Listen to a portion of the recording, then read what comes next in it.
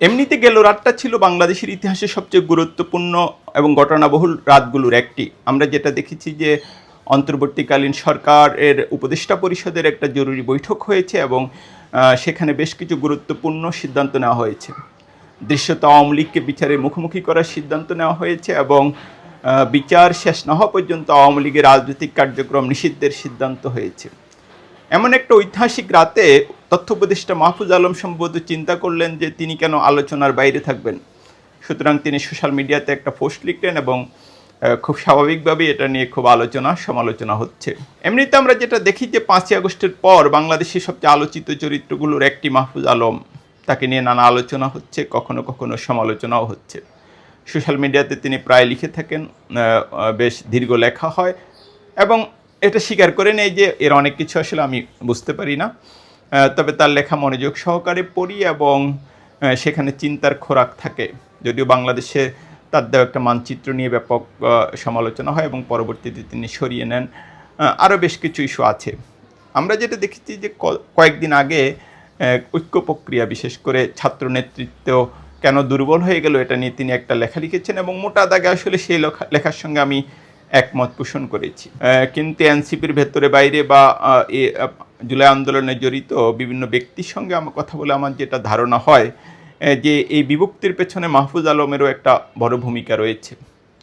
তিনি প্রায় নানা ব্যক্তি এবং গোষ্ঠীদেরকে তার সমালোচনার তীরে বিদ্ধ করেন। মানুষ হিসেবে তো তিনি সমালোচনা করতেই পারেন, বাংলাদেশের একজন রাজনৈতিক কর্মী হিসেবে, নাগরিক হিসেবে যে কারো সমালোচনার অধিকার তো তার আছেই। কিন্তু একটা অন্তর্বর্তীকালীন সরকারের উপদেষ্টা পদে বসে তিনি এই ধরনের ভূমিকা রাখতে পারেন কিনা সেটা নিয়ে আসলে আলোচনা হতে পারে। এখন তার সর্বশেষ পোস্টের আলোচনায় আমি আসি। তিনি যেটা বলেছেন যে মানে ৭১ প্রশ্নের যে মীমাংসার কথা বলেছেন, এখন ৭১ তো আসলে মীমাংসিত ইস্যু। আমরা যেটা দেখেছি যে উনি নাম বলেননি, তিনি দৃশ্যত উনি জামাতকে ইঙ্গিত করে এই লেখাটা লিখেছেন, আমি যেটা বুঝতে পারি লেখার প্রথম অংশটা।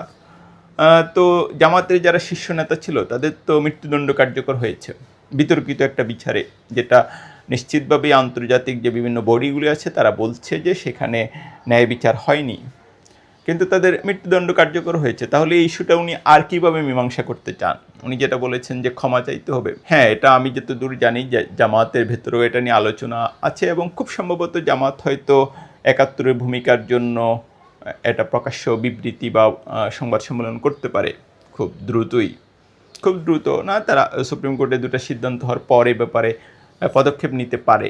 এখন কালকের প্রেক্ষাপটটা কিন্তু বিবেচনা করতে হবে। আমরা যেটা দেখছি যে দীর্ঘদিন পর বিএনপি ছাড়া জুলাই আন্দোলনে যারা সক্রিয় ছিল সব শক্তি একটা ছাতার নিচে এসেছে এবং তারা এক ধরনের ঐক্য প্রক্রিয়ার একটা স্পষ্ট আওয়াজ দেখা যাচ্ছে। তো মাহফুজ আলম দেখা গেল সেই সময়ে এখানে একটা বিভক্তি তৈরির চেষ্টা করলেন এবং যেটা আমি আগেই বলেছি যে জুলাই আন্দোলনের যারা শক্তি, এদের মধ্যে যে ধীরে ধীরে বিভক্তি হলো এবং আমরা দেখলাম যে ছাত্ররা, এনসিপি যে রাজনৈতিক দল যেটা আসলে জুলাই আন্দোলনের নেতৃত্ব দেওয়া মূল ছাত্রদের মানে প্রধান নেতাদের নেতৃত্বে গঠিত দল, কিন্তু সেই আন্দোলনে সক্রিয় ছাত্ররা দেখছে আরেকটি প্ল্যাটফর্মও করেছে এবং তাদের মধ্যে যে ঐক্য হলো না, এটার জন্য আসলে দায় কার? এই মাহফুজ আলমেরও কোনো দায় রয়েছে কিনা সেটাও কিন্তু পর্যালোচনার দাবি রাখে। এখন যেটা বলছিলাম যে এখন নতুন করে একটা ঐক্য প্রক্রিয়া আমরা দেখছি, সেই সময়ে মাহফুজ আলম কি একটা বিভক্তি তৈরি করার চেষ্টা করছেন? আবার এই বক্তব্যকে তিনি হয়তো দুদিন পরে দিলেও পারতেন কিনা। সবচেয়ে বড় কথা হচ্ছে উপদেষ্টা পরিষদের থেকে তিনি এই ধরনের রাজনীতি করতে পারেন কিনা। আমি তো মনে করি তার উপদেষ্টা পদ ছেড়ে দিয়েই এই ধরনের বিবৃতি, বক্তব্য বা রাজনৈতিক কার্যক্রমে জড়ানো উচিত। আরেকটা যেটা তিনি বলেছেন যে পাকিস্তান পন্থা বাদ দিতে হবে। এখন পাকিস্তান পন্থা বলতে উনি কী বুঝান সেটা আসলে আমি পরিষ্কার না।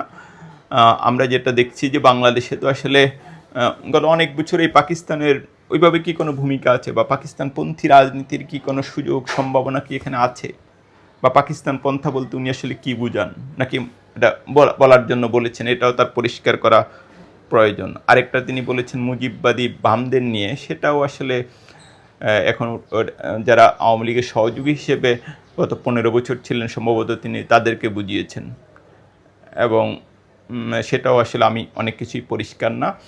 তবে একটা বিষয় পরিষ্কার যে যত বিপ্লব বা অভ্যুত্থানের কথাই বলুন না কেন, মাহফুজ আলমরা যে শপথ নিয়েছেন এটা সংবিধানের অনুযায়ী শপথ নিয়েছেন এবং বাংলাদেশের যখন নির্বাচন হবে তখন তো আসলে এই সরকারকে নিশ্চিতভাবেই নিরপেক্ষ ভূমিকা রাখতে হবে।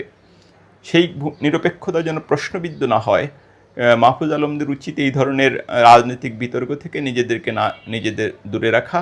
আর যদি নাগরিক হিসেবে বা রাজনৈতিক কর্মী হিসেবে তিনি এসব বিতর্কে জড়াতে চান তার আসলে পদত্যাগ করা উচিত।